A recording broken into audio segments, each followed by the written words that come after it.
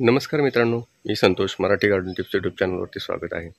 मित्रांनो, आपण एक 1.5 ते 2 महिन्यापूर्वी या जास्वंदाच्या रोपांची एक ट्रीटमेंट केली होती, छाटणी केली होती आणि त्याला त्याच्या वाढीसाठी, नवीन फुटवे येण्यासाठी आणि नवीन नवीन फांद्यावर येण्यासाठी आपण काही खतं दिली होती बघा. आणि त्याचा रिझल्ट आज मी तुमच्यासोबत शेअर करत आहे. तुम्ही पाहू शकताय, माझं हे गुलाबी रंगाचं जास्वंदाचं झाड आहे आणि ह्या साधारणतः 2 महिन्याच्या नंतरचा हा अपडेट आहे. तुम्ही बघू शकताय, याला अशा पद्धतीने नवीन फूट आलेली, त्यावरती कळ्याही तुम्ही पाहू शकताय. अशा भरभरून एका फांदीवरती भरभरून अशा कळ्या आलेल्या आहेत. हा रिझल्ट आहे बघा या जास्वंदाच्या रोपाच्या ट्रीटमेंटचा. आणि त्यासोबतच हे पांढऱ्या रंगाचा जास्वंद आहे, त्यावरही तुम्ही पाहू शकताय. आणि हा गणपतीचा उत्सव चालू आहे बघा मित्रांनो.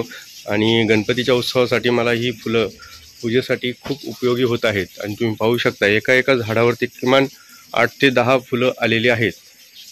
तसंच आपलं हे लाल रंगाचंही जास्वंद आहे, त्याचीही आपण छाटणी केली होती. तुम्ही यावरही पाहू शकताय, अशी नवीन फूट दिसत आहे. त्यासोबतच वेगवेगळ्या फांद्यांवरती भरपूर अशा कळ्या पण आलेल्या आहेत बघा. तर अशा पद्धतीने ही ट्रीटमेंट केल्याच्या नंतरचा हा रिझल्ट आहे. तर तो व्हिडिओ आपल्या चॅनलवरती आहे मित्रांनो, तो तुम्ही नक्की पाहू शकताय. त्यामध्ये आपण 2 भाग केलेले आहेत. एकामध्ये आपण त्या रोपाची छाटणी कशी करायची आणि दुसऱ्या भागामध्ये छाटणीनंतर त्याची व्यवस्थित वाढ होण्यासाठी त्याला कोणत्या प्रकारची खतं दिली गेली पाहिजेत, ती त्या आपण व्हिडिओमध्ये शेअर केलेली आहेत बघा.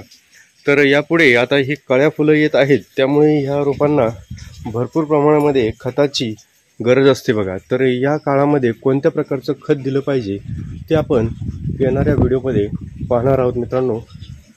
तर या व्हिडिओमध्ये एवढंच मित्रांनो.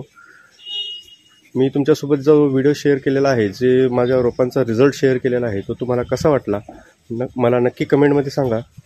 आणि चॅनलवरती नवीन असाल तर मराठी गार्डनिंग विथ क्रिएटिव्हिटी या चॅनलला नक्कीच सबस्क्राईब करा मित्रांनो.